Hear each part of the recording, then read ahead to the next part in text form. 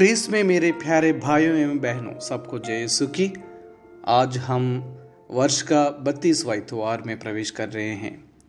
आज के पहले पाठ और सुसमाचार में हम दो विधवाओं को पाते हैं।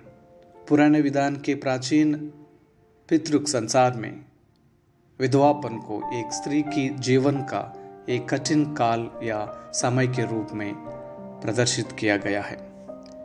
इस पृष्ठभूमि में नबी इलियाह सरेप्था की विधवा से भेंट करने जाता है और भयंकर अकाल के दौरान उसे निश्चित मृत्यु के मुंह में जाने से बचाता है। बर्तन में केवल मुट्ठी भर आटा और कुप्पी में थोड़ा सा तेल रहने के बावजूद वह विधवा नबी इलियाह के लिए रोटी बनाती और उसे खिलाती है। सुसमाचार में हम देखते हैं कि यीशु मंदिर के खजाने में एक कंगाल विधवा को 2 अधेले अर्थात 1 पैसा डालते हुए देखते हैं और अपने शिष्यों से उस विधवा की उदारता और प्रेम की प्रशंसा करते हैं।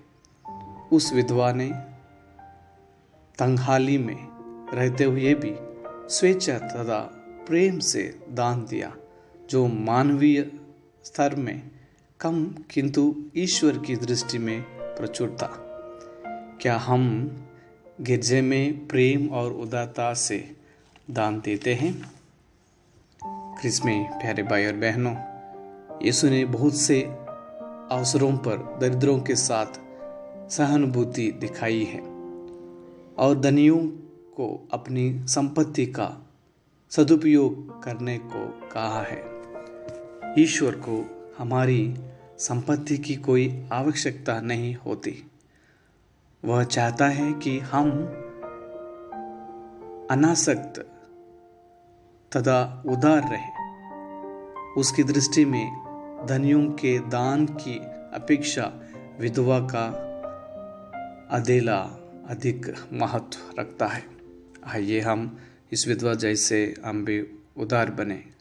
My dear brothers and sisters, today we enter into 32nd Sunday in ordinary time. First reading taken from the 1 Kings chapter 17 verses from 10 to 16. Today's passage deals with the widow of Zarephath. It brings to light the precarious position of widows and orphans who are without a breadwinner or male protector. A widow is a woman whose husband has died, and as such, she has no inheritance rights in ancient Israel.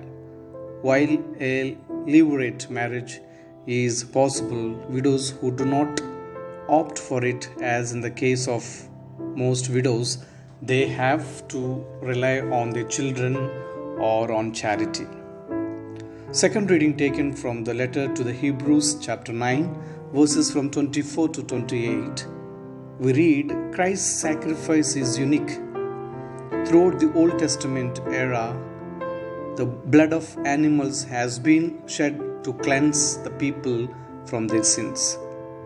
Practice of shedding of animal blood comes to an end when Christ sacrifices himself on the cross.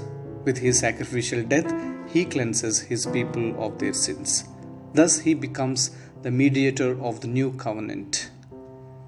The gospel is taken from the Gospel of Mark, chapter 12, verses from 38 to 44, where we read about the poor widow, and the poor widow excels in selfless giving.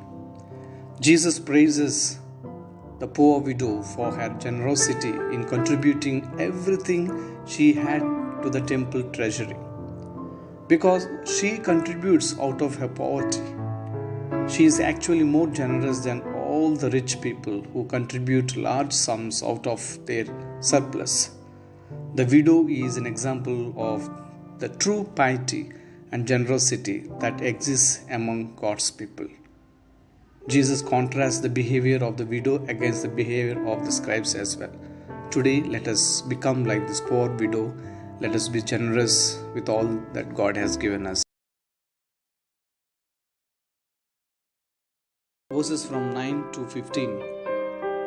At that time, Jesus said to his disciples, I tell you, make friends for yourselves by means of unrighteous wealth, so that when it fails, they may receive you into the eternal dwellings.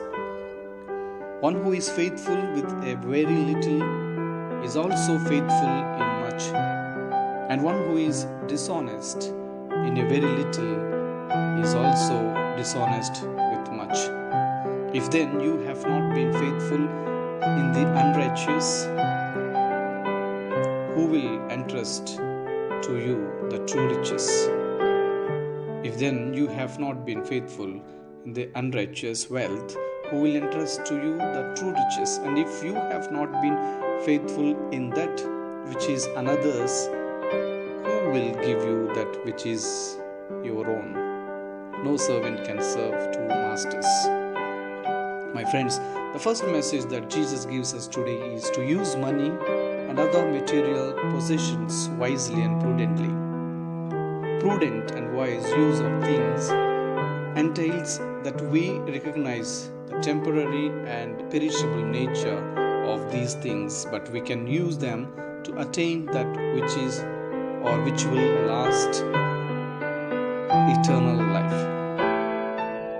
Secondly, Jesus helps us understand the need to be faithful and honest in even the smallest dealings.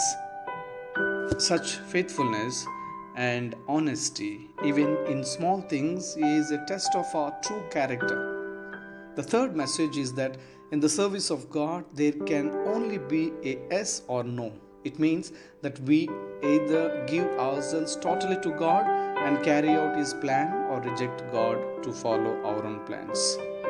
Finally, we need to see and understand things from the perspective of God. For what is highly esteemed in human eyes is an abomination in the sight of God. Let us try to seek God in our life, not the wealth. May God bless you. Have a blessed day.